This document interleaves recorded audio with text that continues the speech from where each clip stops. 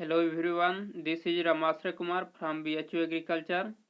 इस वीडियो में हम एग्रीकल्चरल स्टैटिस्टिक्स के बारे में डिस्कस करेंगे, जो कि BHU एग्रीकल्चर एंट्रेंस एग्जाम की दृष्टि से एक महत्वपूर्ण चैप्टर है और 2020 में से एक क्वेश्चन पूछा गया था।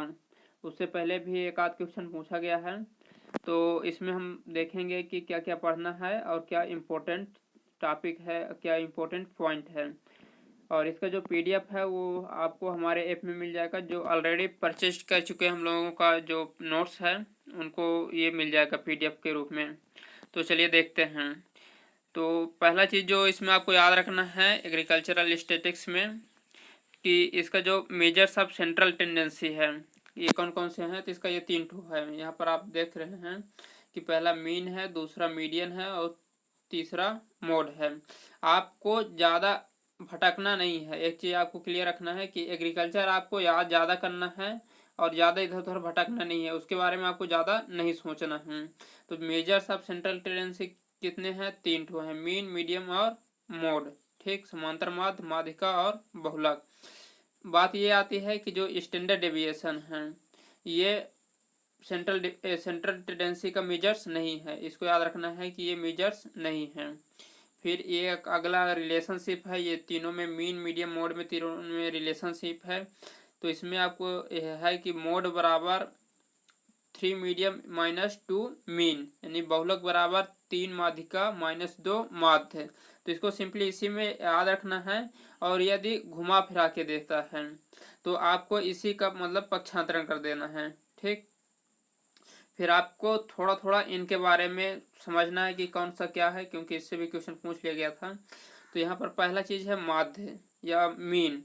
तो ये मीन केवल एवरेज होता है। तो sum of the terms upon number of terms ये आप कर देंगे तो आपको आपका ये मीन मिल जाएगा।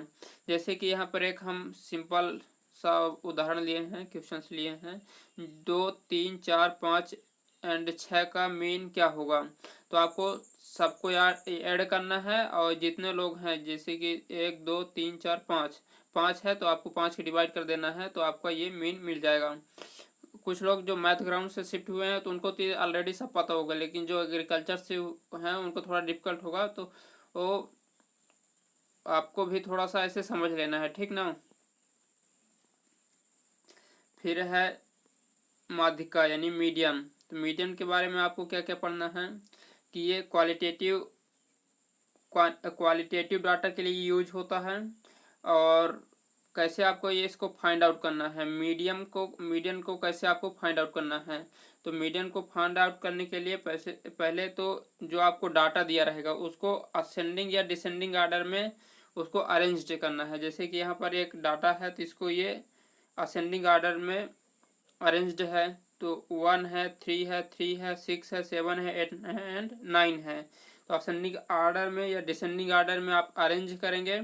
उसके बाद आपको देखना है टोटल नंबर ऑफ टर्म्स कितने हैं। तो 1, 2, 3, 4, 5, 6, 7 है। तो इसका जो मिडिल होगा वही मीडियन होगा। तो मिडिल इसका क्या है? ये 6 है, 6 इसका मीडियन हो जाएगा। उसी तरह ये है एक दूसरा क्वेश्चन 1, 2, 3, 4, 5, 6, 8, 9। तो इसमें टोटल नंबर ऑफ टर्म्स कितने हैं? 1, 2, 3, 4, 5, 6, 7 और 8। इसमें दो टोटल नंबर ऑफ टर्म्स 8 हैं। तो इसका जो बीच का होगा तो बीच का 2 ठो आएगा 4 एंड 5। तो इसका एवरेज ले लेना है। 4 + 5/2 बराबर 4.5 इसका मीडियन हो जाएगा। ठीक, फिर उसके बाद बहुलक है यानी मोड। तो मोड यानी कि किसी भी जब डाटा में जो नंबर ऑफ टर्म्स जो ज़्यादा बार आता है वही उसका बहुलक होता है। तो यहाँ पर आप देख सकते हैं एक क्वेश्चन है 4 है, 7, 6, 5, 4, 6, 4। तो इसमें सबसे ज़्यादा बार कौन सा टर्म्स आया है? 4। तो इसका जो मोड होगा वो 4 हो जाएगा। ठीक, फिर अगला है मेजर्स ऑफ डिस्पर्सन। जैसे आप हम पहले पढ़ चुके हैं कि मेजर्स ऑफ सेंट्रल टेंडेंसी, उसी तरह मेजर्स ऑफ डिस्पर्सन। तो इसमें सिंपली आपको नाम याद रखना है। Range, mean deviation, standard deviation, variance, ये जो चारों है ये मेजर्स ऑफ डिस्पर्सन के अंतर्गत आते हैं। स्टैंडर्ड डेविएशन बराबर अंडर रूट वेरिएंस होता है, इसको थोड़ा याद रखना है। ठीक, फिर इसी से क्वेश्चन आया था, तो इसको थोड़ा देख लीजिएगा। कोरिलेशन यानी सहसंबंध इसको हिंदी में बोलते हैं, और ये रिलेशनशिप बताता है दो वेरिएबल्स पर, जैसे एक्स एंड वाई है तो उनके दोनों के बीच पर क्या रिलेशनशिप है उसको बताता है कोरिलेशन। ठीक, अब जो उसको बताता है उसको हम लोग कोरिलेशन कोएफिशिएंट के टर्म्स में डिनोट करते हैं।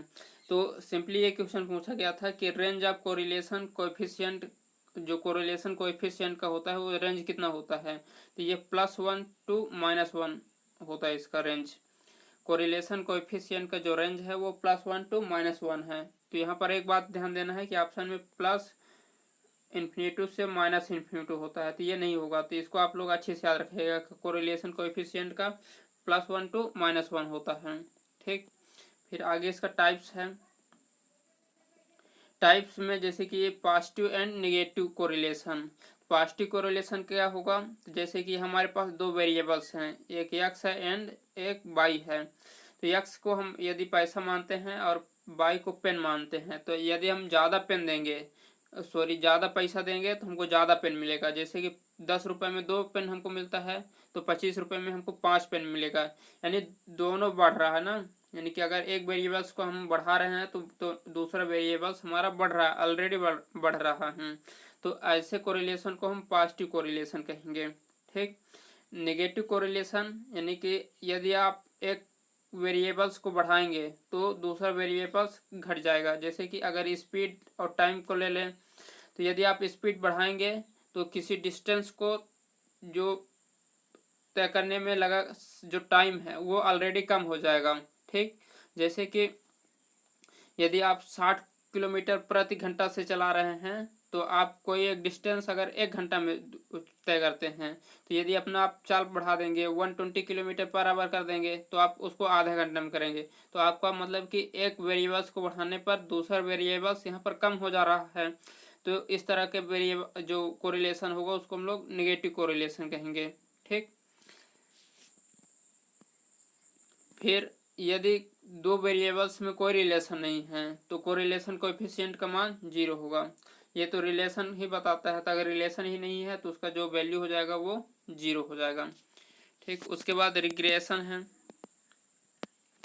रिग्रेशन जो टर्म्स है वो गाल्टन के द्वारा 1877 में दिया गया था, और इसका जो रिग्रेशन का रेंज है ये +∞ से -∞ है। तो दोनों में आपको कंफ्यूज नहीं होना है।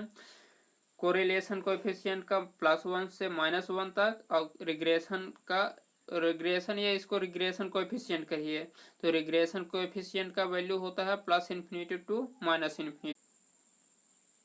फिर डिग्री ऑफ फ्रीडम है, तो डिग्री ऑफ फ्रीडम होता है n minus total number of constants. तो n क्या है, टोटल नंबर ऑफ आइटम, तो total number item minus total number of constant, तो ये आप इसको माइनस कर देंगे तो आपको डिग्री ऑफ फ्रीडम मिल जाएगा। ठीक, फिर है टेस्ट ऑफ सिग्निफिकेंस। तो यहाँ भी से क्वेश्चन भी पूछा गया है, तो इसमें आपको सिंपली साइज याद रखना है। ठीक, तो हम पूरा ले लेते हैं एक साथ। जैसे कि 1 मिनट, अगर हम काई स्क्वायर टेस्ट की बात करेंगे तो ये कार्ल पियर्सन के द्वारा फर्स्ट टाइम यूज किया गया था, और इसका जो टोटल सैंपल साइज क्या होता है, इक्वल आर ग्रेटर देन 50। अगर सैंपल साइज 50 या 50 से ज़्यादा है तो हम लोग काई स्क्वायर टेस्ट का यूज करेंगे। वहीं पर यदि 30 से ज़्यादा है, यहाँ पर देखिए इक्वल नहीं लगा ना, तो 30 से अगर ज़्यादा है तो हम लोग जेड टेस्ट या स्टूडेंट जेड टेस्ट यूज करेंगे, और आर ए फिशर इसको दिया था। ठीक, फिर तीसरा है टी टेस्ट, तो टी टेस्ट यानी लेस देन 30 सैंपल साइज है तो हम लोग टी टेस्ट का यूज करेंगे। तो गासेट के द्वारा ये वर्ड दिया गया था।